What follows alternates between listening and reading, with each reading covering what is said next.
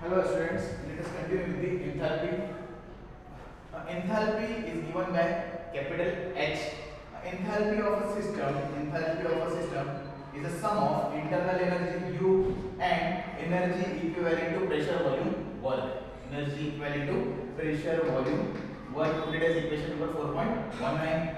Now the change in enthalpy delta H is given by H2 minus H1. Delta H is a state function.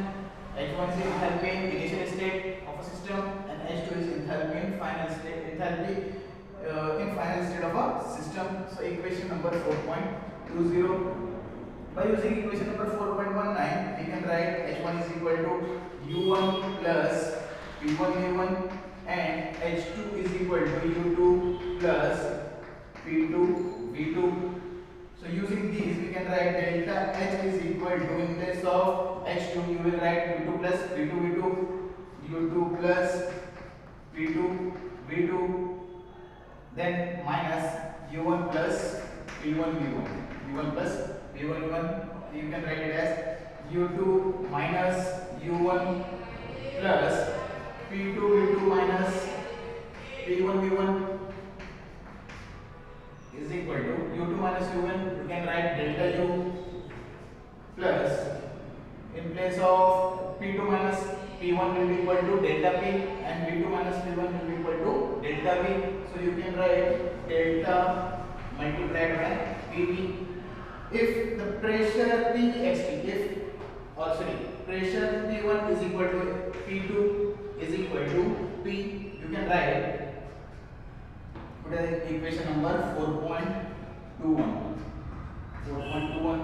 Now if P1 is equal to P is equal to P, P1 is equal to P2 is equal to P, you can write delta U plus P delta V.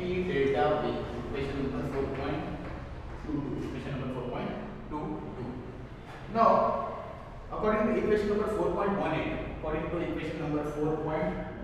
that is QP is equal to delta U plus PEXP into delta V. This is equation number 4.18. We have seen this equation previously. Equation number 4.18. If the pressure, external pressure and pressure of gas, means the pressure outside and inside the system is same, or we can say PEXP is equal to P.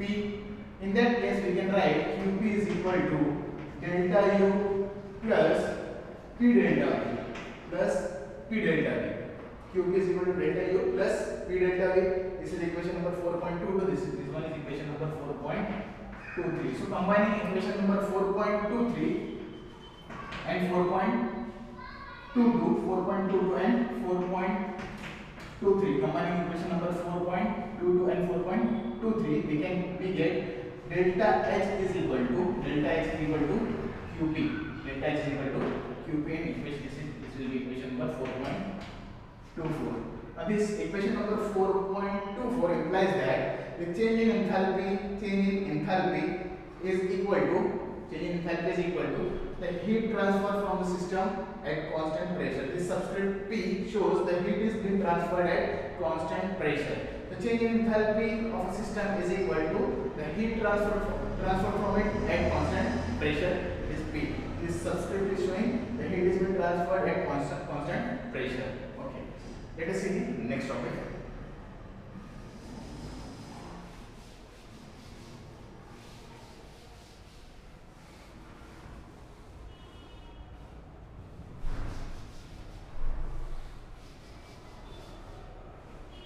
Relationship between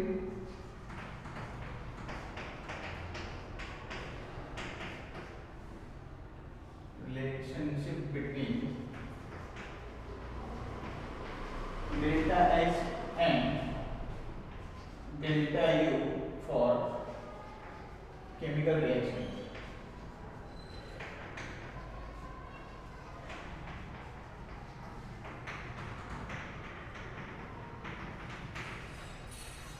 But delta H and delta U are related to each other by equation delta H is equal to delta U plus P delta V plus P delta V. Equation number 4.22. Equation number 4.22. Now for the reaction involving solid and liquid, reaction involving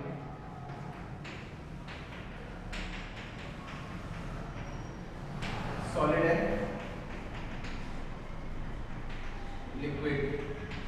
A reaction involving solid and liquid do not show the considerable change in volume.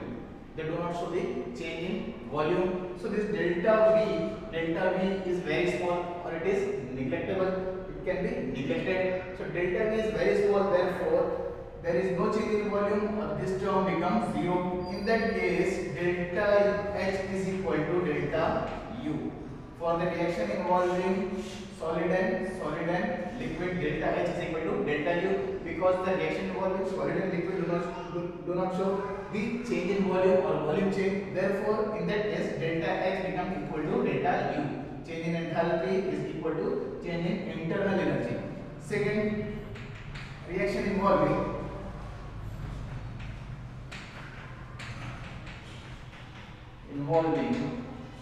gases.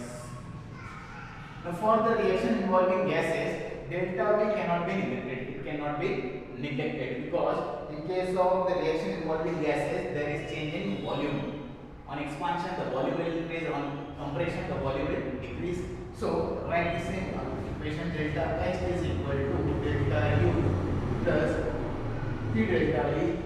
Or this equation can also be written as delta U plus P delta V means V2 minus V1. So we can write V2 minus V1 is equal to delta U plus PV2 minus PV1, PV2 minus PV1. Now this V1 is the volume of the gas phase reactant and V2 is the volume of gas phase product. V1 is the volume of gas phase reactant and V2 is the volume of gas phase product. Now we consider that the gas behave ideally. The gas is behaving ideally. It follows the, or it obeys the ideal gas equation, that is PV is equal to nRT. So I will write here ideal gas equation, that is PV is equal to nRT. PV is equal to nRT, or you can write PV1 is equal to n1RT and PV2 is equal to n2RT. So we can write in this equation, in place of PV2 n2RT, in place of PV1 we can write n1RT. So see here, this is equation number 4.26. Put it as equation number 4.25. Now substitute the value of PV2 and PV1 from the equation number 4.26. So delta H is equal to delta U plus, in place of PV2 we will write PV2, in place of PV2 we will write n2RT, in place of minus, in place of PV1 you will write n1RT. It will be equal to delta U plus n2 minus n1